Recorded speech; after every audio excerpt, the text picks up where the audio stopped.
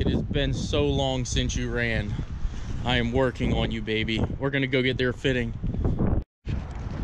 We just pulled up here to Pep Boys. Hopefully they have the 6 a.m. fittings that I need to get the C5 back on the road. So hopefully.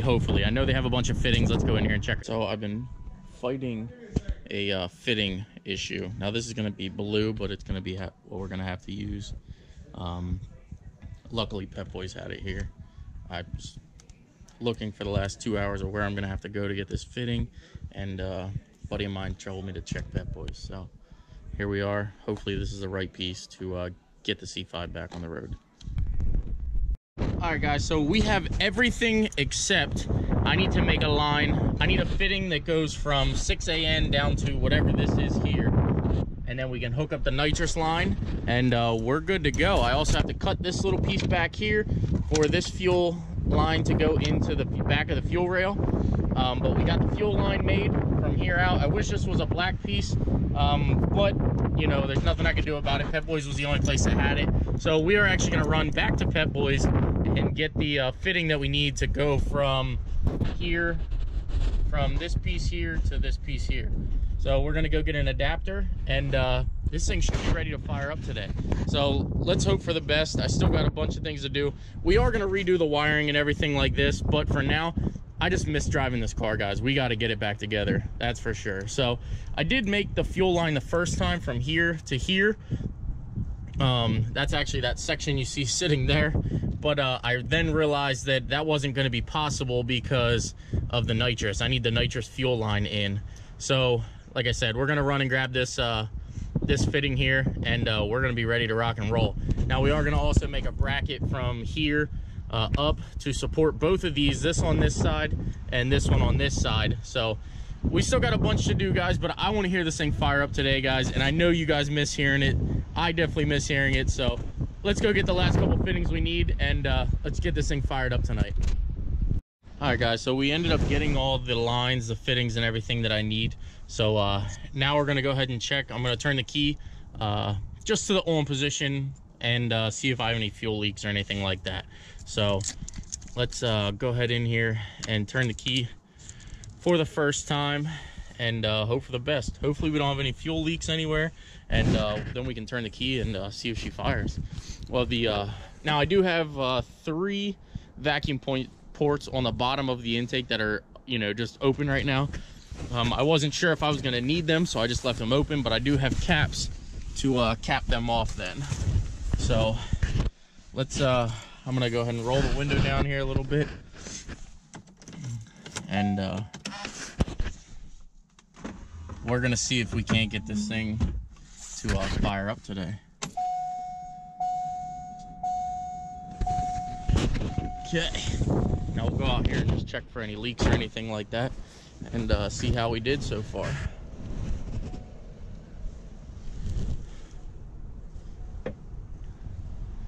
I'd say so far so good. I don't see any major leaks. It's not dripping anywhere. I'm going to go to the other side and just verify this side. And again, I'm sorry about the wind noise. There's nothing I can really do about it today.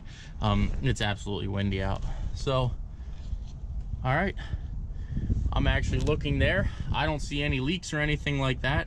Now, keep in mind, guys, I still have vacuum lines that I'm going to have to hook up. Even down here on the bottom, I still have a vacuum line. That's for PCV pretty much line there. There's 2 lines in the back. I still have to figure out my map sensor where that's going to be, but I have missed the sound of this car, and I want to see if it fires up. I mean, I didn't come this far to see, you know, to give up yet. We still have a little bit of time till the call out, but I definitely want to hear this thing rumble again. So far so good. Let's turn it.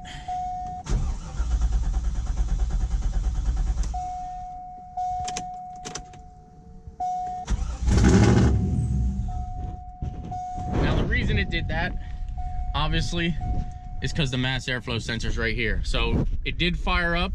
I'm gonna go ahead back up front. I'm gonna take the mass airflow sensor, and like I said, I have a bunch of vacuum lines that aren't put together yet, but it should stay running with the mass airflow sensor. It'll just idle a little high.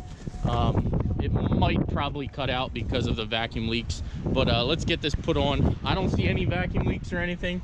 or fuel leaks, anything like that I should be concerned about. So we're getting close, guys. We are getting super, and we're gonna end the video here.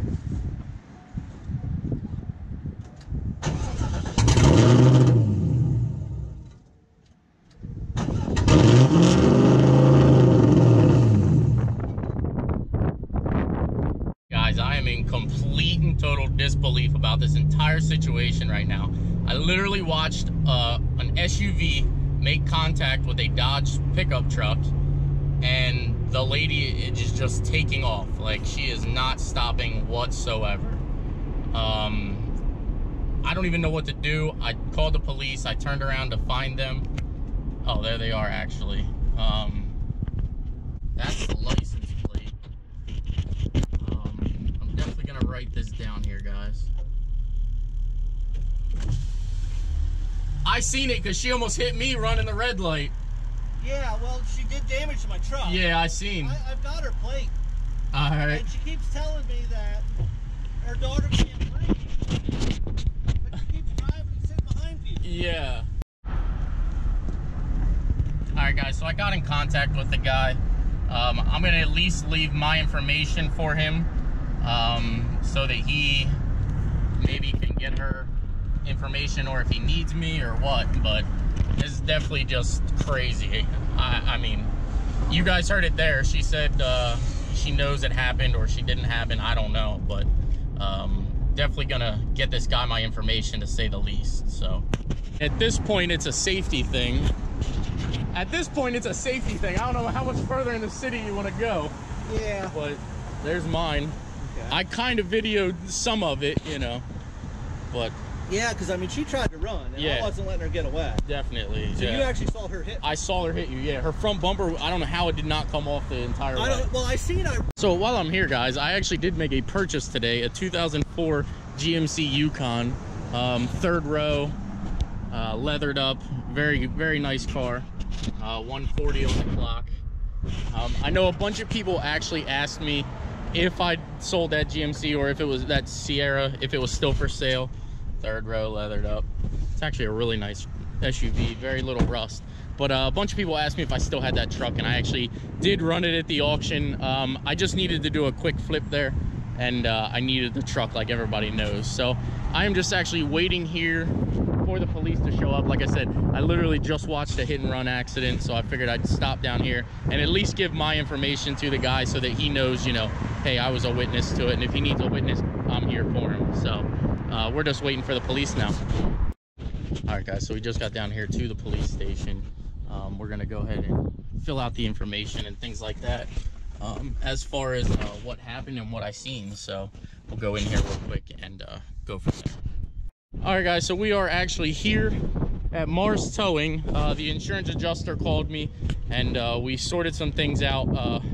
We're a little off on the estimate for where it needs to be and things like that, but like I said, it's easier and cheaper for me to buy a bed for this, or put a flatbed on it, sorry about the wind noise, than it would be for them. They want to go ahead and just replace the one bedside and go from there. But like I said to them, you know, hey, for the $2,800 that you're gonna have in replacing just that one bedside, wouldn't it make more sense to put an entire bed on the truck?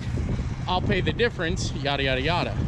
But when we calculate it and break it down, there is no difference. But they don't understand that. They just want to pay for the side that's damaged by them, and I get it, you know, they don't want to pay for any other damage. But on the same hand,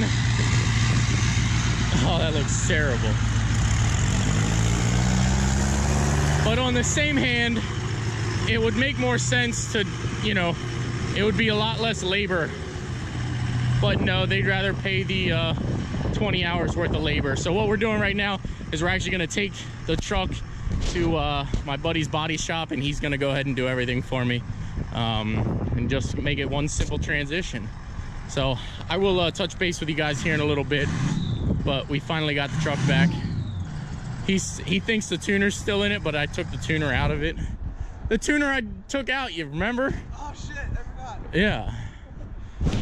So, all right, guys, we got the truck back out. Definitely terrible. looks absolutely horrendous. I don't know what hit up that high. But yeah, so let's see if we can get the spare down. We're gonna throw a tire on it and get it over to the body shop.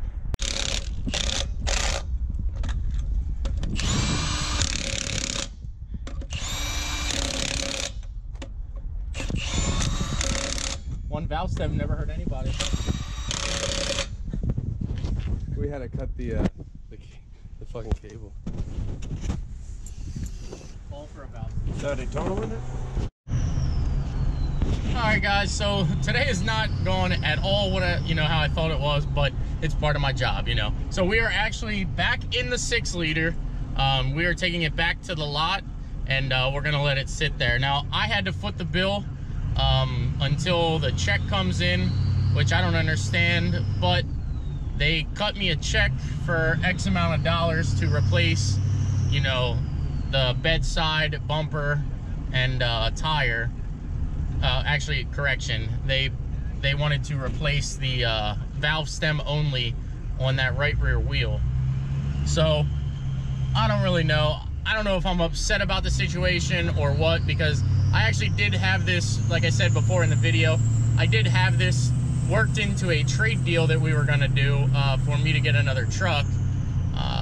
But it is what it is at this point. So for right now, I'm gonna take this to my lot. And the insurance asked me nicely if I could take it to my lot or take it to the garage where we're gonna take it to get fixed, so that they're not occurring storage fees. So I agreed to it. I don't know if that was the right thing to do or not. I'm just trying to be fair to everybody. Nobody likes to pay storage fees that we don't have to pay or that we shouldn't pay, So we did throw the spare tire on the back of here, and we're headed to the lot now. So I'll see you guys at the lot, and I'll go over a little bit more damages and things like that. The insurance adjuster gave me 2 different ways we could do it. They could total out the truck, and then they could give me what I have into the truck. However, I know that it's a good motor, a good tranny, things like that, and I just put a bunch of money into getting that truck, usable, and I don't want to see a good truck like that go to waste. Now, the frame is not bent, no, but the rear leaf spring is definitely shifted or twisted, and on the passenger side rear, it is actually broke. All right, I just want to document this just for document's sake, but if you look right, like straight down like this, see how that is actually pushed inwards, and then you look at the front and it's out up front here, like it's out this way. And then when you come to the other side, it is actually the complete opposite. So you come to this side, and look, see how that leaf spring is way out, and then you go to the front, and then it's way in under there. So they're trying to say that the leaf spring was definitely not caused by the accident, but that should be the proof there. It's a very frustrating situation. I don't want to see that truck get totaled. So I went ahead and I told them, hey, go ahead and get an estimate together. We're going to fix this truck. So that's what they went ahead and did. We sort of agreed upon a settlement. They want to replace only the right side bed, which I get it. That's the side that did the damage. So they want to just replace the right side bed rail, the bumper, and they just want me to put a valve stem in the tire. Now, I did get a valve stem in the tire. I put it on the tire machine, and that wheel is bent. So I'm going to give the adjuster a call again tomorrow. And also, when I got the truck back to when I got the truck out of the impound lot there, or Mars Towing, I noticed that the rear spring is, it's all pretty much twisted to the right a little bit, or the left, I'm sorry. And obviously that's from the impact. He's saying it's not, but I mean, there's no way the bottom leaf spring would twist, to the left. The direction it got hit is the direction it twisted. But I mean, I don't know what to do at this point. I'm going to definitely call him. There's 2 things I need to figure out for adjustment. And as far as the exhaust thing, the exhaust looks like it's just bent towards the back a lot more than what it was before. So I'm going to see if I can't loosen up the clamps and pivot it more where I need it to be to come out, more frontward versus, if this is the back of the truck, it's, more like this. I want it to more come out of the side, be more of a side exit than a straight out exit. So just a couple things, you know, that I wanted to do, you know, but I got to talk to him again tomorrow. He left at 3:30 today. Until I got to pick the truck up, it was 5 o'clock. So I got a wheel on it and moved to the lot.